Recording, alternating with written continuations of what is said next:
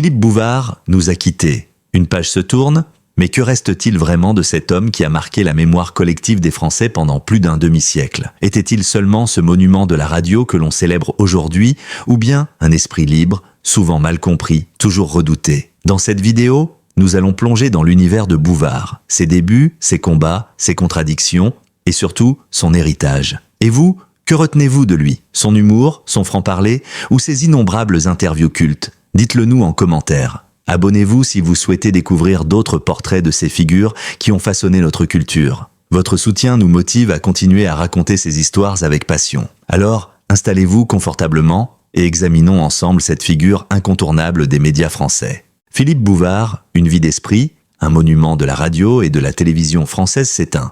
Le dimanche 20 avril 2025, la France a perdu l'un de ses géants de la culture populaire et de la parole radiophonique.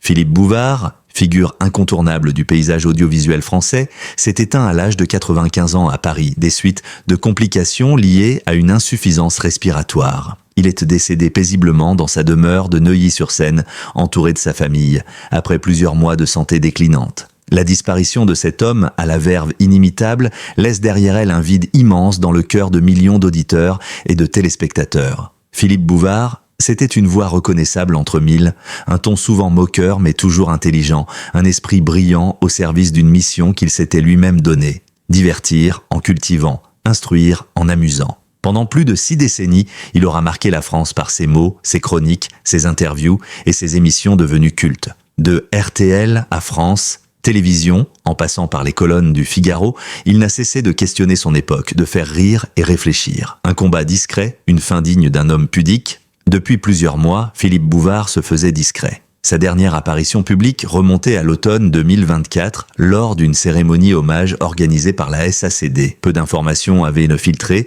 sur son état de santé, tant l'homme avait toujours su garder sa pudeur face aux affres de la vieillesse. Selon ses proches, il faisait face à des problèmes respiratoires chroniques qui l'avaient considérablement affaibli ces dernières années. Mais jusqu'au bout, Bouvard est resté fidèle à lui-même, lucide, ironique et d'un humour parfois grinçant sur son propre sort. « Je ne sais pas si je survivrai à ma propre longévité », avait-il confié avec un sourire en coin lors de ce dernier hommage. Une phrase qui résumait bien l'esprit d'un homme pour qui la dérision était une forme d'élégance. L'enfant de Coulommiers, devenu légende du micro, né le 6 décembre 1929 à Coulommiers, en Seine-et-Marne, Philippe Bouvard grandit dans une famille modeste. Son amour pour les mots et l'information se développe très tôt, nourri par la lecture et la radio. Après des études de journalisme, il entre au Figaro en 1953, où il devient rapidement une plume respectée. Mais c'est à la radio, et plus précisément sur RTL, qu'il deviendra un monument. En 1977, il crée Les Grosses Têtes, une émission de divertissement basée sur l'esprit, l'humour et l'érudition. Le concept est simple, réunir chaque jour autour de la table des personnalités capables de répondre à des questions de culture générale dans un climat de légèreté et de répartie. Le succès est immédiat, et l'émission devient vite une institution. Pendant près de 40 ans, il en sera le maître de cérémonie, imposant son style inimitable mélange de bienveillance, de sarcasme bon enfant et de culture populaire. Un animateur, un journaliste, un écrivain, le triple visage de Philippe Bouvard n'était pas qu'un animateur. Il était aussi un journaliste au regard aiguisé sur la société. Il a dirigé France Soir dans les années 1980 et a publié de nombreux ouvrages, dont plusieurs recueils de chroniques, d'aphorismes et de souvenirs. Un homme libre, Journal d'un bouffon, ou encore Je suis mort. Et alors, témoigne de sa capacité à mêler humour et profondeur, autodérision et observation sociale. À la télévision, on se souvient de son émission Le Petit Théâtre de Bouvard, diffusée sur Antenne 2 dans les années 90. Elle révéla une pléiade de talents comiques, Muriel Robin, Chevalier et Las Palais, les inconnus.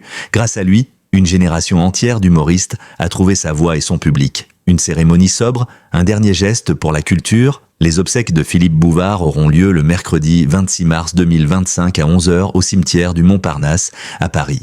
Fidèle à ses valeurs, sa famille a demandé que les funérailles restent sobres, sans faste ni couronne florale. À la place, elle a lancé un appel aux dons pour soutenir la préservation du patrimoine radiophonique français, une cause chère à celui qui a tant fait pour l'histoire orale du pays. « Mon père a toujours considéré la radio comme une archive vivante de la société », a déclaré sa fille Sophie Bouvard dans un communiqué. Soutenir les jeunes talents, préserver les archives, encourager l'audace radiophonique, c'est ce qu'il aurait voulu. Une pluie d'hommages unanimes. La nouvelle de sa disparition a déclenché une vague d'émotions dans tout le pays. De nombreuses personnalités du monde des médias, du spectacle et de la politique lui ont rendu hommage. La ministre de la Culture, Rachida Dati, a salué un esprit libre, un homme de lettres et de radio qui a su allier humour et finesse dans chacune de ses interventions. La culture populaire lui doit énormément.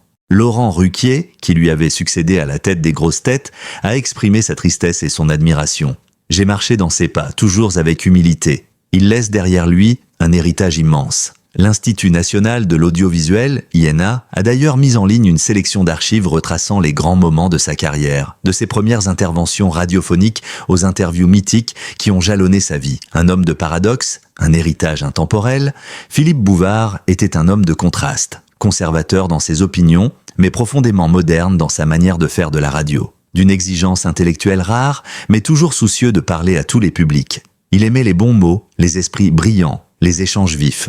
Il détestait la bêtise, la vulgarité gratuite et les modes passagères. Jusqu'au bout, il aura été fidèle à sa philosophie. Ne jamais se prendre au sérieux même quand on l'est. Son humour grinçant, sa verve mordante, son amour du débat et de la langue française resteront dans les mémoires comme les marques d'un homme d'exception. Philippe Bouvard, l'écho d'une époque. Avec sa disparition, c'est une certaine idée de la France qui s'en va. Celle d'un pays qui savait mêler culture et divertissement, érudition et humour. Philippe Bouvard a incarné pendant plus d'un demi-siècle cet esprit à la française, libre, caustique, mais profondément humain. À l'heure où l'information se consomme à la vitesse de l'éclair, où les voix radiophoniques sont parfois noyées dans le flux numérique, le souvenir de Bouvard résonne comme un appel à ralentir, à écouter, à réfléchir.